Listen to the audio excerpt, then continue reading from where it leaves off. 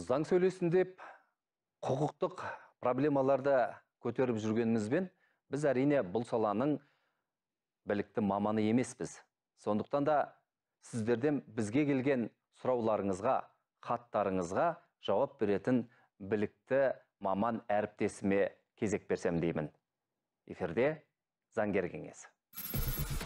Өскеменде әкемді Өзбекстан азаматы көлігімен қағып кетті. Әкемнің 16 қабырғасы сынып, басынан ауыр жарақат алды. Алайда сотта прокурор өзбек азаматы материалдық, моральдық шығынды өтемесе де өз еліне қайталады деп отыр. Бұл қаншалықты заңды? Сіздің сөзіңізге қарағанда, бұл жерде қылмыстық процесс жүріп жатқан сияқты. Ал өйткені 16 қабырғасы сынды деген сөзіңізге қарағанда.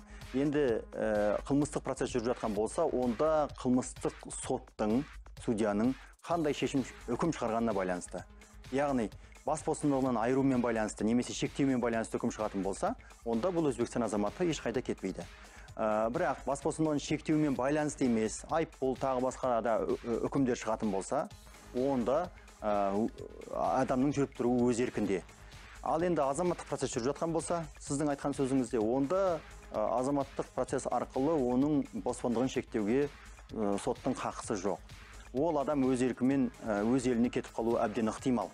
Сондықтан ондай кезде ол Өзбекстанға кетіп қалып, содан келмей қоятын болса, ал соттың шешімі күшіне енген болса, сіз онда мемлекеттік органдар арқылы Өзбекстаннан өндіртіп, сізге жіберудің қамын жасауға болады. Бұл халықаралық шарттар бойынша Өзбекстан мен Қазақстанның арасындағы бір-біріне құқықтық көмек көрсету мәселесі деңгейінде шешіледі.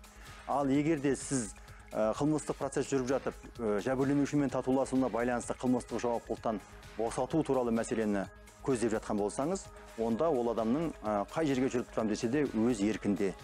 Негізі бұндай жағдайларда негізі қылмыстық процесс арқылы жүргізілген және қылмыстық істі қозғатқан, тергеткен әлде қайда жәбірленуші үшін тиімді.